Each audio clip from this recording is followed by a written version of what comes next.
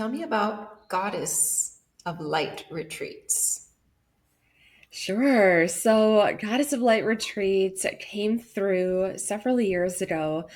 I had gone to visit my sister out of state. I'm in the United States, and she had just had a baby. I have three children of my own, and I went to see her and her newborn. And even though it was just for a few days, I had time for myself. I had time to be present for me. I was able to just really deeply connect. I had been on the plane ride home, and suddenly I just had this hit during meditation. I don't know if anybody has ever meditated in an airplane. Okay, so if you meditate in an airplane, it's like, for me, next level meditation that you can get to.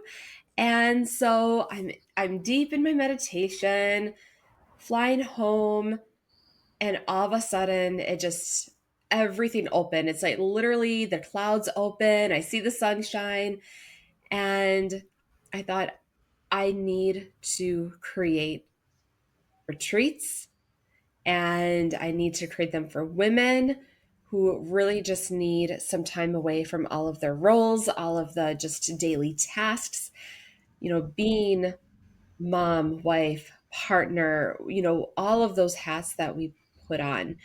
And so it truly was like this download where I just saw Goddess of Light retreats. I saw the imaging.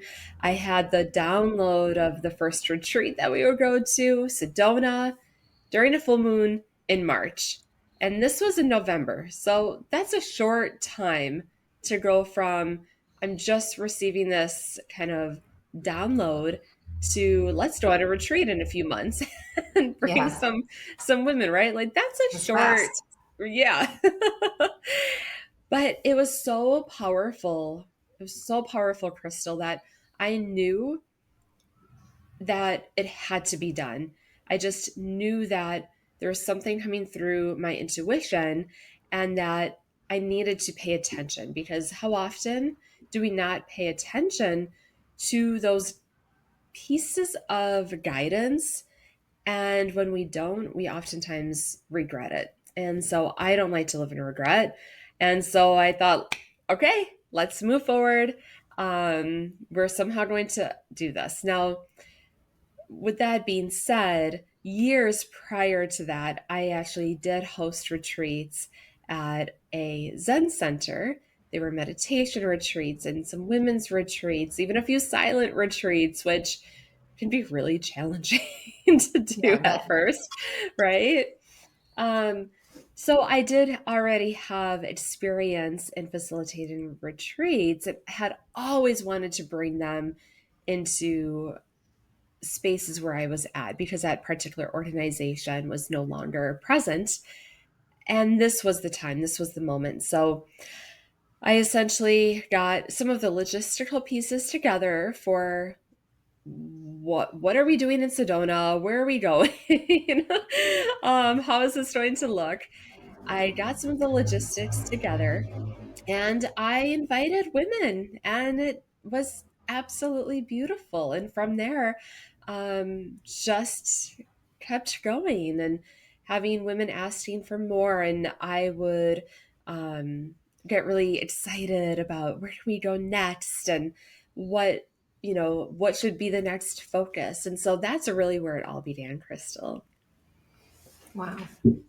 But I mean, oh, this happens to me all the time where I just get like flooded with questions, and I have to pick one. So Goddess of Light.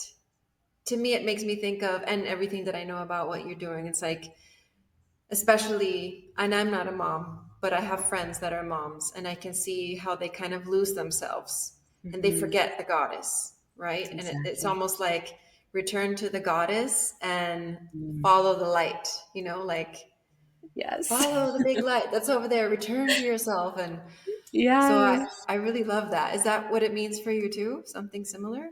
Yes, and I love that you connect to that immediately. That makes me really, really happy to hear, because sometimes when we just get so busy in daily life, whether you're a mom or not. You can get wrapped up in work, can get wrapped up into relationships. Even before I became a mom, I remember there would be some relationships where I even lost myself because I was so into that partnership, right? Mm-hmm. So the light, it's really our own highest self. And it's the light of what has existed, what does exist, and what will exist. And there's always the light. There's so much heaviness in the world, there can be heaviness in our lives. And so it's remembering to return to that light and to the goddess, because at the end of the day, I see every woman as a goddess, someone who, and we all have our different, let's say, superpowers, but for every woman, there's this beautiful strength that exists.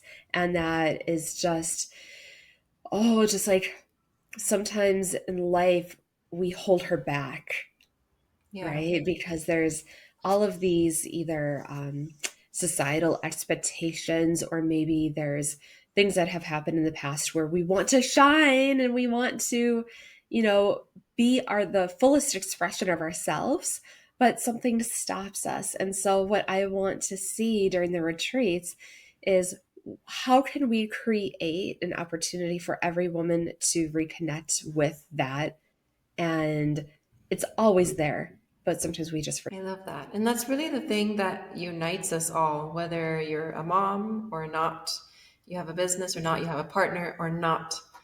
We're all that woman with our own inner higher light, and everyone can relate to that. Absolutely. Absolutely. So tell me about, because you said that you were doing retreats before. Are you Mhm. also a yoga teacher or a meditation teacher, or where did that come from? Sure. So, oh, now this is going way back, but right after I had graduated from college with my undergrad degree, I was in a space of, I did all the supposedly right things. I went to school, I got the degree, and I ended up, Crystal, back at home with my parents after I graduated. And that is not what I had expected to happen. I thought that I would have this beautiful adult life, and everything would just fall into place, and I'd have my dream job, and everything would be just right. And I was back at home, back in the room where I was a teenager, and I was unhappy. I just didn't know what to do next, really, because everything on the map was complete and I didn't have the next map. And so one day, this was back when we still had newspapers delivered to our homes. I was looking at the newspaper and there was a happiness class. Oh, And that intrigued me. And I thought, a happiness class? I've taken so many classes, but I've never heard of a happiness class. And given that I just really was not feeling joyful about my life at that moment, I knew that I needed something. I needed something different. I needed to be just shaken out of, what was holding me back. And so I attended, and it was at a Zen center. And I it was 5 minutes away from my house. I'd never known about it. It was just kind of tucked away. Really beautiful place that was right on Lake Michigan. There's gardens around the property, gorgeous location. And when I entered the space, I immediately felt the sense of just calm, just this, whew, like this exhale just washed over me. And I remember sitting in the room, and everyone around me just, there was a lightness and a peace to those that were present. And I just felt at home. And it was so much so that I felt at home that I stayed there for 5 years, and I was there almost every day, whether in meditation or taking classes. They had creative classes, gardening classes. It was just the most beautiful community. And in that 5 year time span, um, they had teachers in which you could essentially learn how to teach others this style of meditation and truly this way of living. And so I became a teacher in training, and I learned how to lead others through meditations, through retreats, through challenges that would come up, Dharma talks, and so forth. And beautiful practice. Unfortunately, just, human nature, we have change happens, and um, the center closed down. But Oh, I was so grateful that I had that opportunity um, to be part of that community. And so I also was very much, I would say, I began my first yoga class when I was in undergrad as well. And I didn't connect right away, but a few years later, I met this incredible woman who had yoga out in nature. And so she would have these yoga hikes along the beach and in the woods. And it re-sparked my curiosity for yoga itself. And so I ended up, I am certified in yoga. It's not something that I necessarily teach regularly in my community, but I do bring it to my retreats and I practice um, on my own as well. So yeah, wow. I feel like that was probably a little bit around your question, but that's where we are. Yeah, that was great. I love that you started with meditation first because I mean meditation is yoga. If you go back to the initial like what it was, you just sit, Exactly. and that is yoga. Yes. So, and I remember the first time I did a vipassana at Mm. the first studio where I was practicing and eventually taught, and it was a 30-minute vipassana. Now I'm like, oh, 30 minutes. But I remember back then it was like just 1 minute. My legs were twitching and I was like, oh my God, Right. how long are we going to be here? My legs falling asleep. My foot's falling asleep. And so Yes. it's very much needed. And you don't realize how difficult it is to be still Hmm. at first and Oh how my it gosh. And changes your life.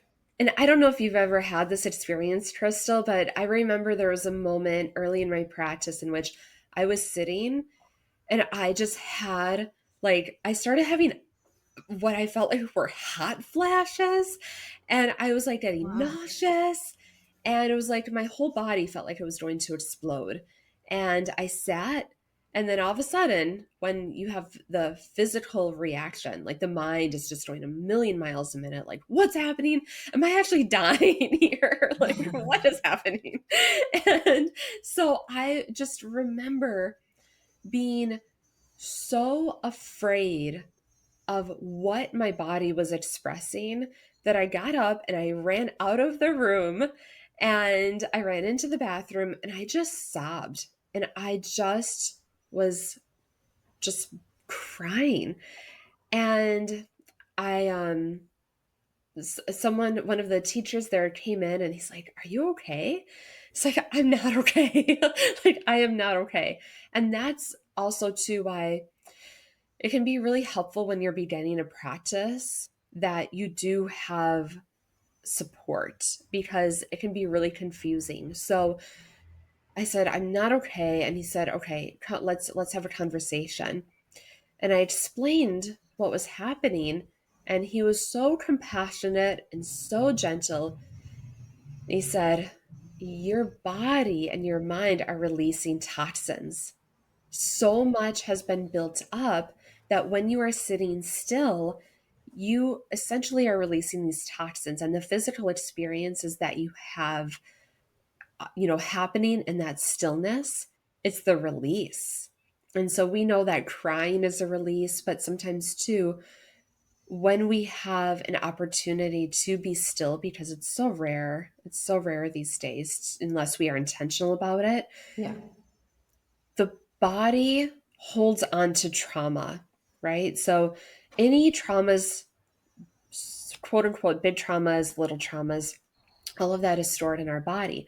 So when we sit in stillness, our body is in our unconscious, it's like going through layers of that trauma.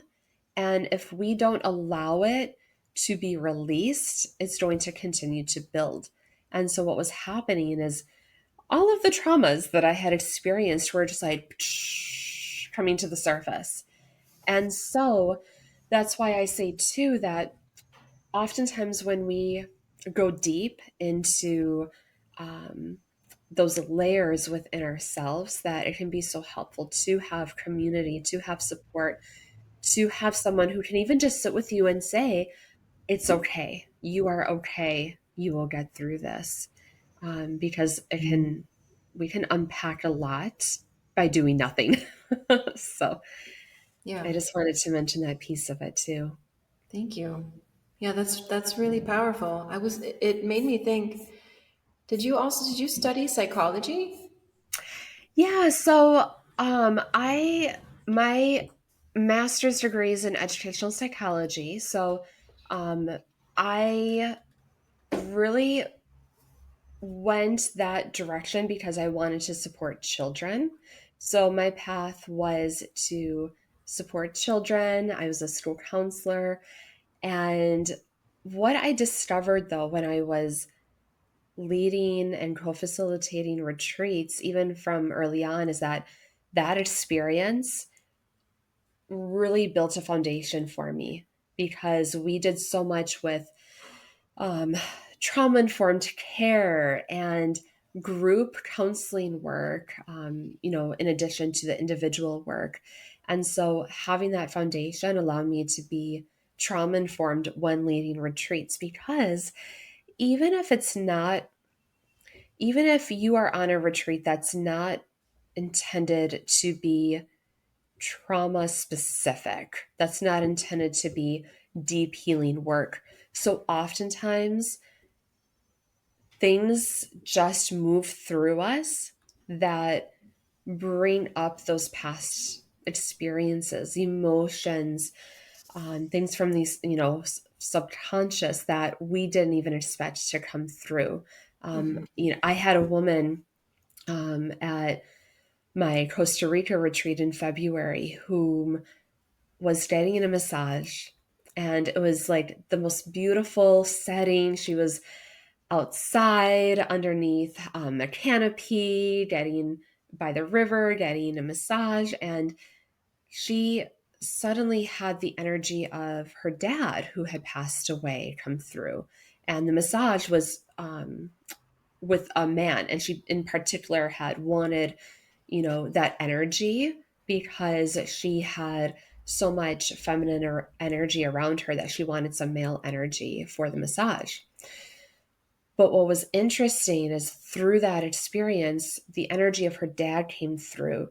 And there was so much that she hadn't even realized that she never had released and unpacked. And she felt that connection. And it's not something that we necessarily expect that, okay, if you're getting a massage, then, you're going to all of a sudden have all of these childhood memories come through. But it's because, again, we are with ourselves in stillness, focusing on the truest part of ourselves without the noise of everyday life surrounding us. And so, within that experience, when she was done, she needed to be able to process some of what had happened. And so, to be trauma informed, I feel that anyone who leads anyone in any type of way, including parents, because like we can oftentimes um, have to unpack our own childhoods and past traumas as a parent too. Yeah. But it's so important for us, just as a society, to understand and be compassionate and have that level of awareness of what does it mean, what does it look like when we reach that point of being ready to process. Yeah. Ooh, I love this topic. This was kind of just like we just kind of arrived here, and but it's making me think. There are times, like you said, there are retreats specifically made for healing and deep transformation and things like that. But then you find Mhm. retreats that are more positively superficial. You know, people are like, okay, I'm not trying to do any deep work. I just want to go relax. I just want to go chill. But Mhm. you may have that intention. Life may have other plans for you. And so if the leader can hold space for people where they are, it can be we can keep it at a very superficial level, but that the retreat host has that depth and that capacity to be able to hold space for whatever comes through is, Mhm. yeah, it's a skill. It's a good skill to have. Because if Yeah. not, something could come through and you're like, oh, what do I do with this? Mhm. Absolutely. Absolutely. And so, as a retreat leader, you have to be prepared at all times because, like you said, even if it's just relaxation or it's adventure, wow, like sometimes when you build those pieces in to the retreat, that's when the most support is needed because, again, whew, you're releasing and your participants have the time and space to actually um, not be so busy that they are going inward. And what happens when we go inward?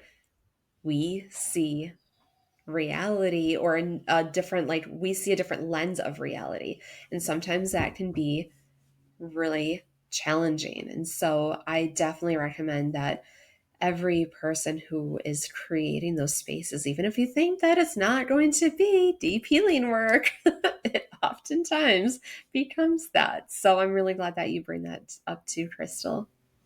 Yeah, thank you. So, okay, let's go back to the goddess. Can you share a transformation that you've witnessed in one of the women that have attended your retreats? Yes. Yeah, there's so many. There's so many. I'm I'm literally like flashcard. Woo, this. So I'm feeling called. So when you ask me this question, there's, dozens of experiences that I can discuss. And I always attempt to use my intuition to kind of take the one that I feel is going to be helpful for someone listening. And this one is coming through for some reason. I don't know why, but I'm trusting it. So, for one of the women who attended a retreat, she was in a space of being in question with her relationship, being married for many, many years. I won't go into too much detail because I don't want to give any personal information away. That's confidentiality is very important too. And I think that my training in counseling really supports that too. And something that all retreat leaders need to be attentive to is making sure that there's that level of trust that happens when we know that things that, like the saying, what happens in Vegas stays in Vegas, right? Like what happens at the retreat stays at the retreat. And so, Yeah. like, yes, we want to share with like the with excitement what happens, but we also have to be mindful of making sure that everyone feels safe to share. So, but this particular woman, she was in a marriage for many years, and she was just feeling kind of not very content, but she didn't really know what to do about it because she had all the things that, again, like, our society says is what makes you successful, right? Like she had the job, she had the house, she had the marriage, she like on paper had all of the things Mhm. that you are supposed to want. But she realized that there was this emptiness. And at the retreat, when she was able to finally connect to herself, she wasn't on wife duty, she wasn't on mom duty, she wasn't on work mode. Like she was just really had a chance to explore, what do I want my life to look like? How do I want to feel? What is important to me? What are my values? What would it look like if I could have the next X number of years to create the life that I actually desire and not just what I feel I'm supposed to do? And she Yeah. had the time and space to actually sit with that. She had a group, or angels, she had a group of women who were there to support her, whatever choice that she made. And she felt that even after the retreat, and this is something that I really bring forward too, is that the energy created at the retreat, I want it to last beyond the retreat. Even if all of the relationships don't continue, you know that you can trust yourself. You know that you have people who believe in you, and that continues.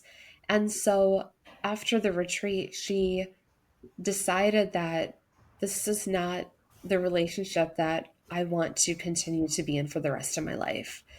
And so while that seems like that transformation, some people will say that it's not a positive one or it's a bad thing. No, for her, that was the most empowering, most real decision that she could have made. And one that if she would have had, and who knows, right? Like we can't say what is not present.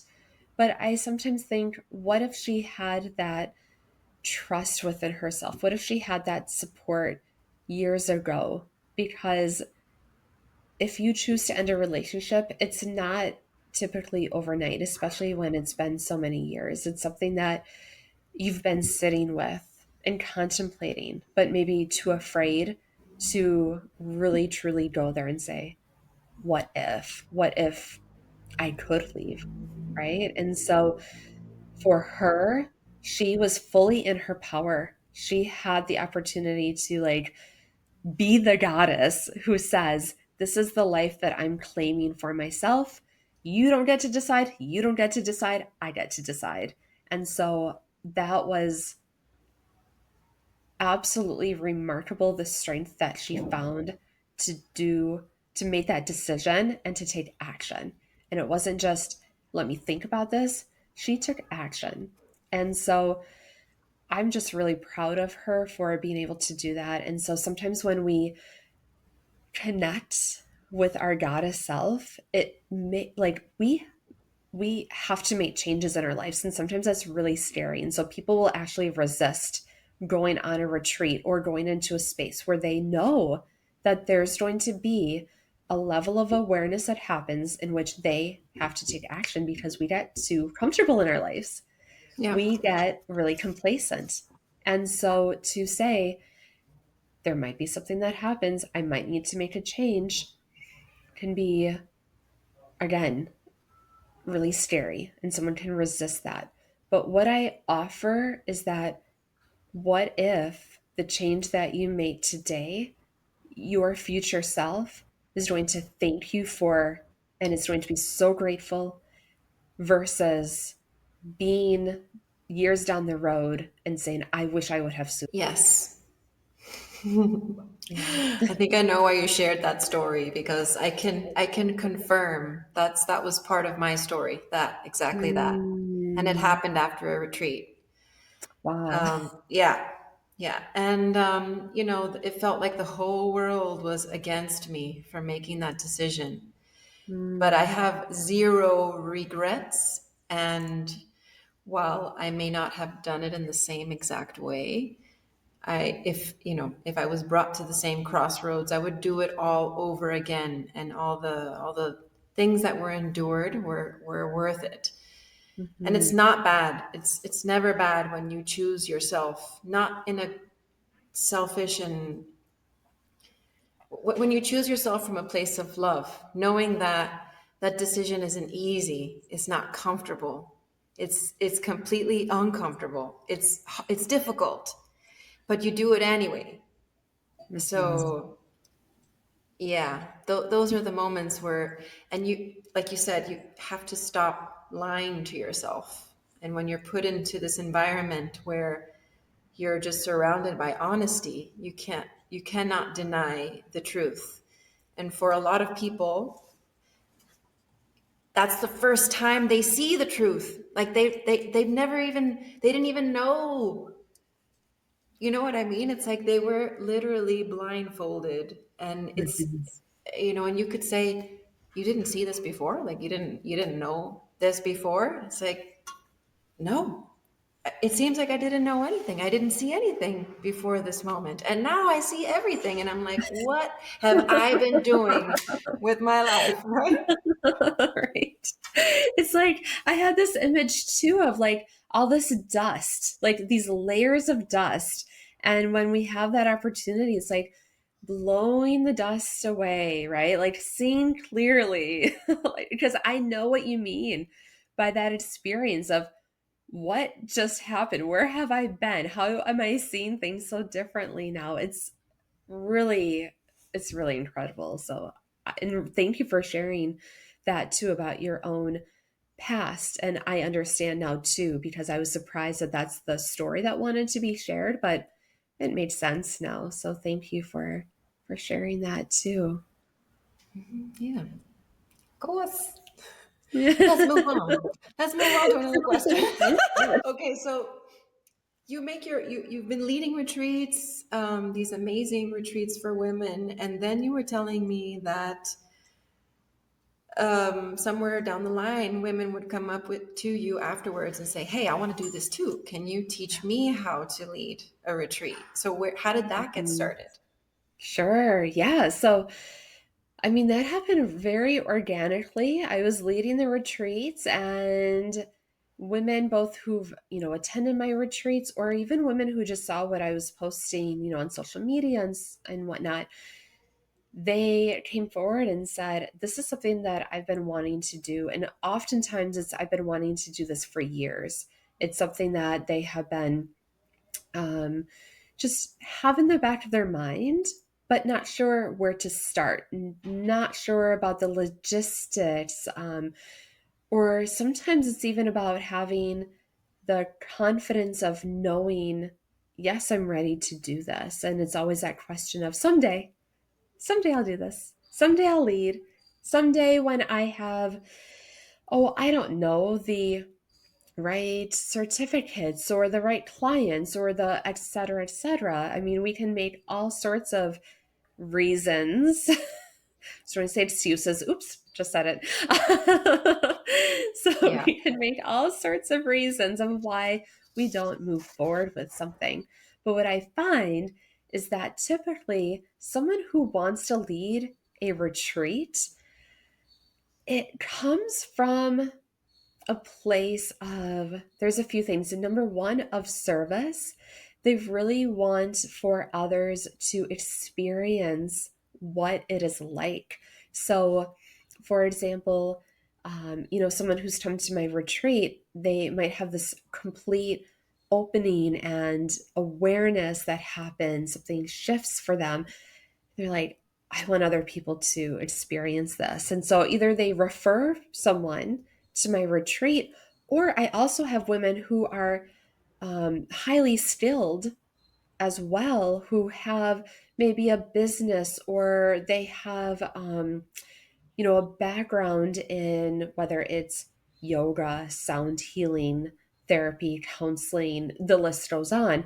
But they have a skill set and a passion for a modality or a way of being that they want to share with others. And so through that, they said, well, how can I do this? Now, I'm going to be honest, it's not a one conversation.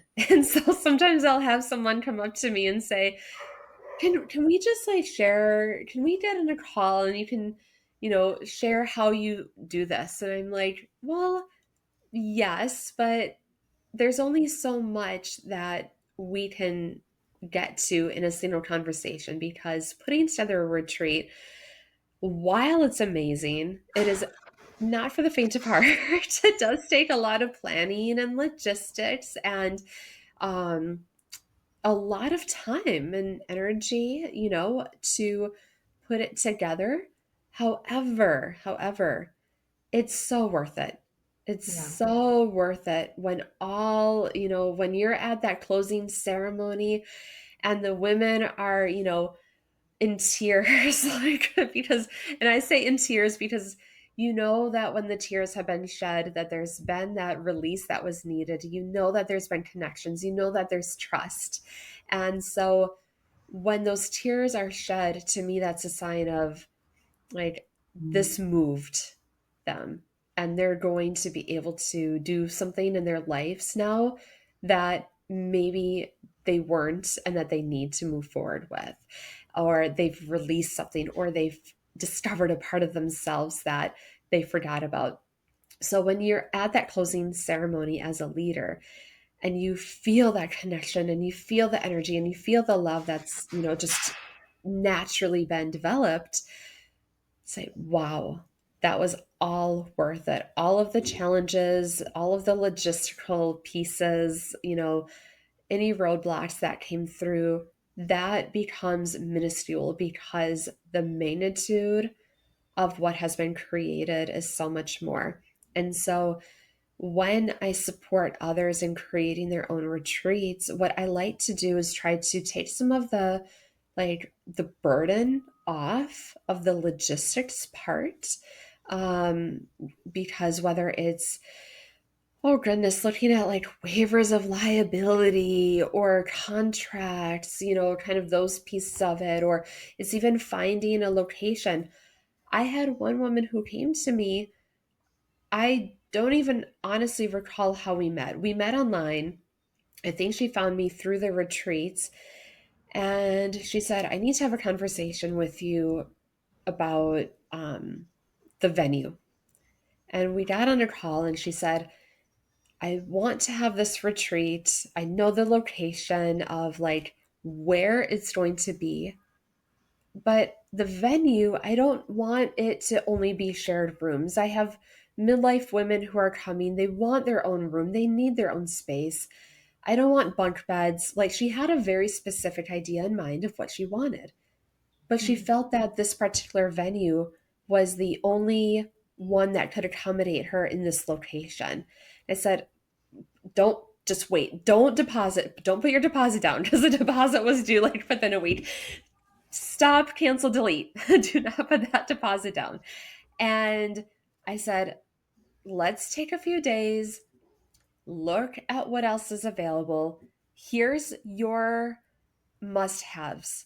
Do not, um, like, what's the word? Like Settle. pay attention to, yes, thank you, do not settle, right? Like do not settle. You have your must haves. If you don't have those and you're leading a group of women on retreat and you are not fully in your energy because you're Yeah. upset about, right, like not having what you actually need, it's not going to be an ideal situation for you or your participants. So a few days later, we both were looking at venues and I was sharing ideas with her and vice versa. She found the perfect setting. And it just, as soon as she shared the images with me, I knew that this is what she had been waiting for. And it only took a few extra days, but she had to allow herself to say no to the pressure of this other venue. She had to say, "No, I'm taking my time. I'm going to make sure that I get what I need and not settle." Mm-hmm. And her retreat, and this was her very first retreat that she has hosted. It's happening in the spring. She sold out in like a week. Wow. And so it's so important. What I like to do is anytime someone comes to me and says, I want to lead a retreat, first you have to get your energy in alignment. You have to know what you want. You have to understand yourself and how you work and what your needs are. Because if you don't come from that space first, it's not going to flow. Yeah. And so, because she was in alignment, because she had the support for the logistics, for being able to say yes to herself, all of those pieces came together so beautifully. And people just kept saying yes, yes, yes. I mean, she almost thought about adding an extra retreat on, like doing back to back retreats because there was so much interest. Um, and then she realized that's that's going to be a lot of energy. I don't know if I'm ready for that. I'm like, Yeah. good choice because it does take, energy to hold that space for your retreat attendees.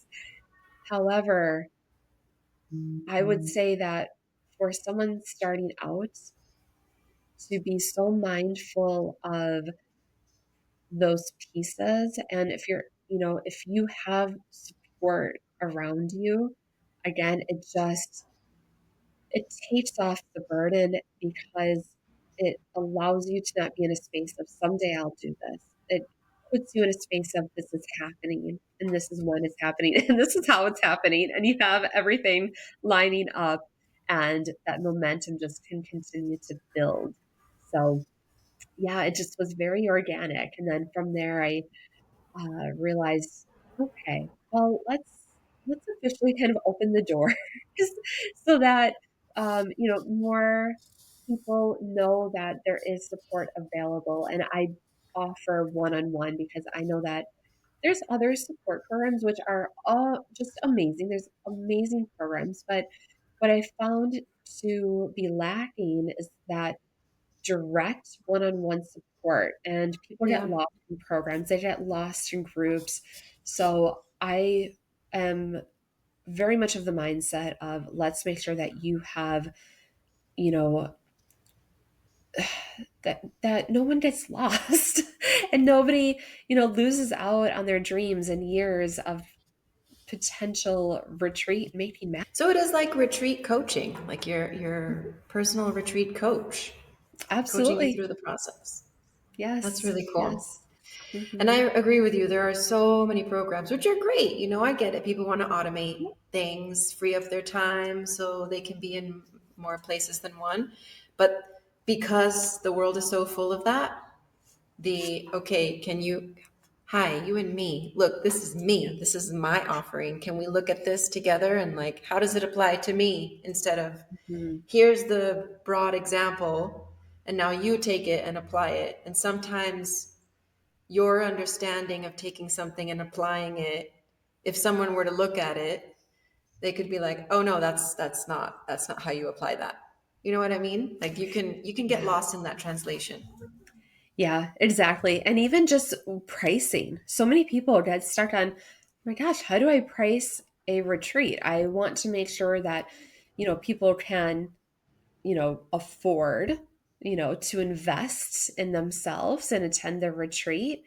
And yet I can't do this for free because if I'm taking, like so many hours to plan this and to be so meticulous and thoughtful and, have the just come through with excellence, it takes time, it takes energy. And so, retreat leaders, too, they deserve to be compensated and to make a profit from their retreats. And so, finding that balance of what's going to work for my community, what's going to work for me, bringing that together, it's really challenging to do if you just have like this broad overview. Was it with you when we were last chatting that I talked about the tiers from one of the programs that I had been in, where it was like, or maybe it was someone else. It was like Pay what you can, even exchange, and pay it forward? Um, I I don't recall us specifically having that conversation, but I definitely like that concept. And it's funny that you bring that forward because I was just speaking to someone yesterday about um, essentially it's very similar to what you said, but a little different. So not all of my retreats I can do like have a lot of flexibility because if I'm going on an international retreat, there's just certain prices that I can't pay someone to attend my retreat. Like that wouldn't make sense. I'm Yeah. not going to, right? But what I like to see it as is that if you have retreats in which you are able to build in a profit, you are able to then support being able to provide scholarships or other opportunities. So, let me give an example of the way that I'm kind of structuring things right now is that I also have local retreats. So, I have local day retreats. I have one coming up actually in less than 2 weeks now. Um, and I'm really excited about it. It's with someone that I have not co facilitated with before, but she's amazing with family constellations. And we had done a virtual session together. We said we need to do something in person. So, um, we have a ancestral healing retreat that's coming up. And for this particular retreat, for a day, it's $222. So it's not, you know, out of the range for a lot of people. However, not everybody can invest in that for the day. So what we're doing is we're taking that and we're going to be like, how do I say it? Essentially, like taking that, having the retreat, and then we're going to take that same concept of the retreat and bring it to other spaces. For example, we're talking to cancer, like a cancer survivors group and domestic violence group, and taking it to the women there and doing more of a pro bono. I'm also looking at grants. And so I've applied to several grants so that I can have scholarships for women. Because while, you know, retreats that are long weekends or a week long or more, sometimes, there's just, it's so transformational. It's so incredible. But there's also a lot of transformation and incredible awareness and connection that can happen during a day retreat as well. And so, sorry, I had a little visitor. Oh, no worries. I and was like, oh, so, we are um, muted. and so, so, um, sorry about that. Real That's life. cool. Yeah. and so, what What I want to bring forward though is how can we build in those moments of healing into our everyday lives too? And so when we go for even a few hours, when we have that time for ourselves, when we commit to our own experience and our own healing journey, that is also incredibly powerful and can build some really amazing momentum forward to create the lives that we desire. So again, yes, I completely advocate for, travel and the longer retreats. And I also have seen the power that even just a few hours to take for yourself to really connect can have. And so we're bringing some of those experiences also to women who aren't at a place in their lives yet. I always like to have the growth mindset. And Yeah. so, right. And so, to empower them so that one day maybe they can attend, the longer retreats. And so it doesn't have to be an all or nothing. I like to Hmm. find that balance. And they get to dip their toe, get a little Costco food tasting, you know? Right? Yes, yes. I was Yeah. thinking more of dipping your toe into like the ocean on a sandy beach, Yeah. but I guess yeah. I'm hungry. I'm thinking of food. Okay. So, all right, I have one more. I mean, you've given a lot of really good advice. So I think I might just ask you, what's one last piece of advice? Maybe an area where you see that a lot of retreat hosts struggle, that you could offer from your personal experience. That you would tell your Sure. younger retreat self. Yes. Oh, I love that. Oh, just one. Okay, let's see. This this is coming through. I Mm. would say to allow for flexibility, allow for change, allow for the unexpected, always expect the unexpected. Um, and sometimes things happen in a way that you don't expect. And if we hold on to it has to be a certain way, then it really cuts out the magic. So let me give a concrete example here. This keeps coming through. So let's see, what year? I think it was last year. It was a year or two ago. So I was planning a retreat with a partner of mine, Kelly, who we actually, she's really does beautiful work in marketing and branding. And so we have partnered on some of the retreat planning. Um, Mhm.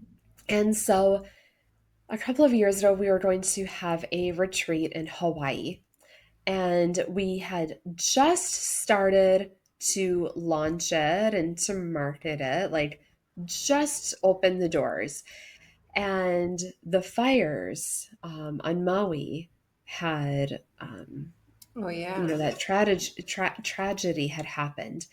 And Strategy.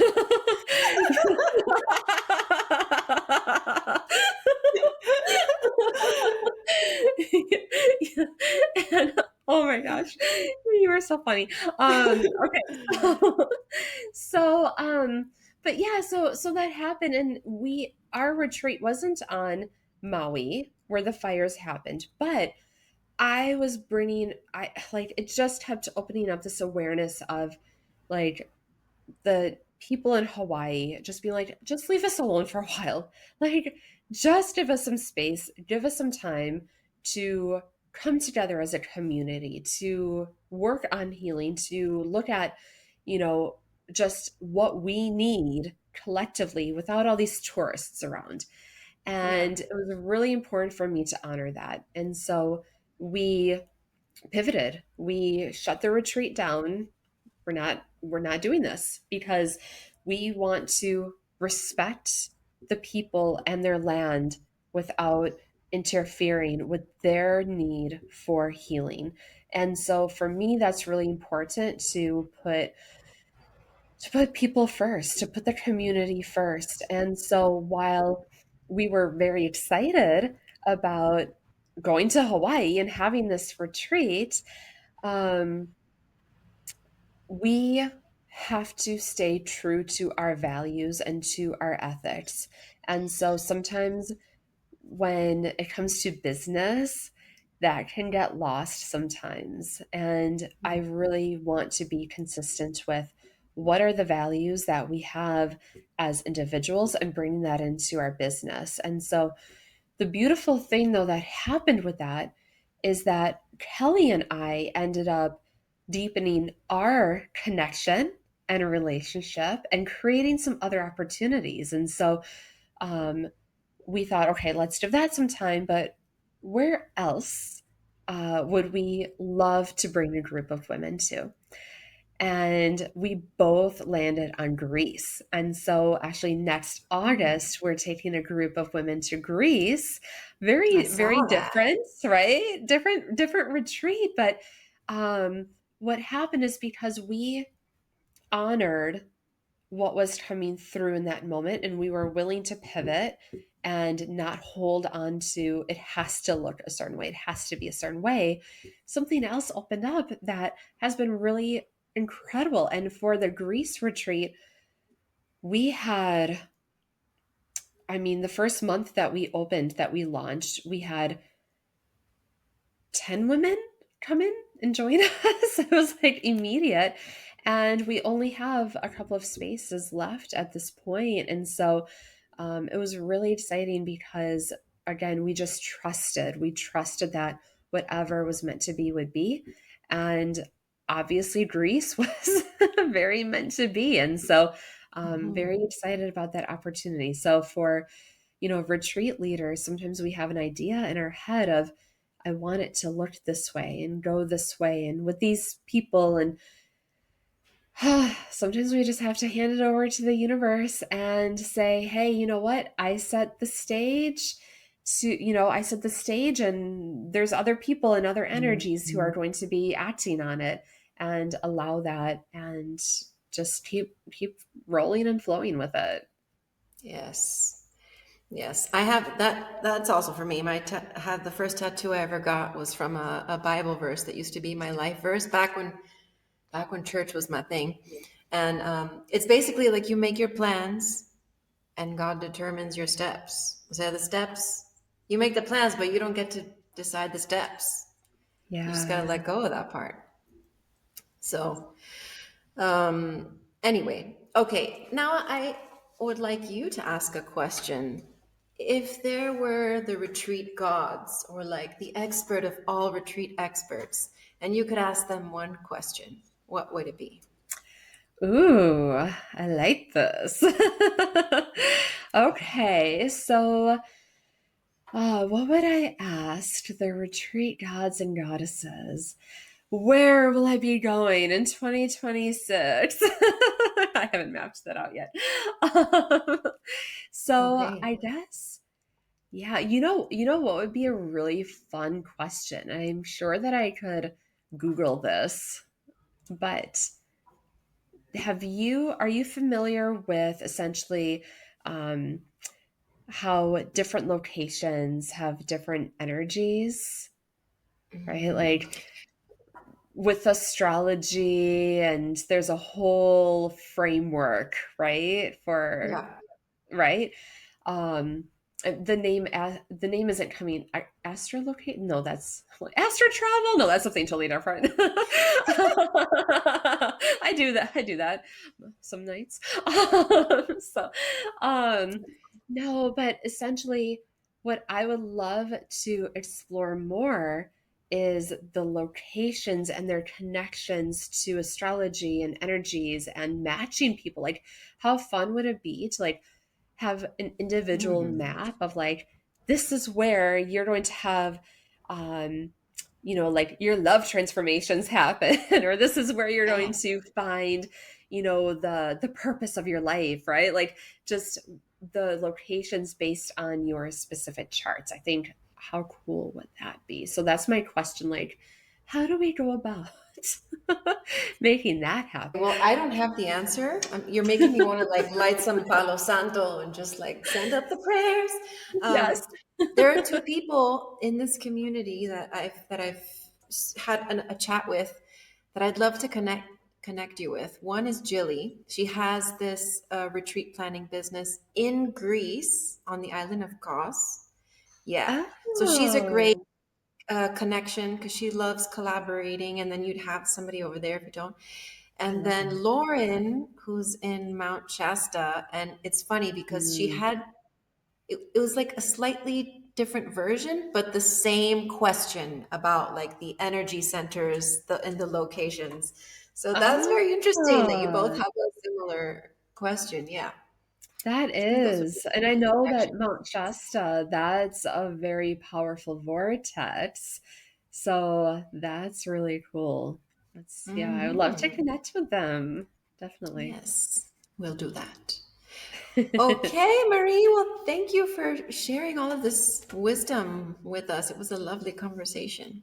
Oh, thank you for having me. You just have such a just bright and beautiful open energy. I love connecting Thank with you. you, and thank you for having me.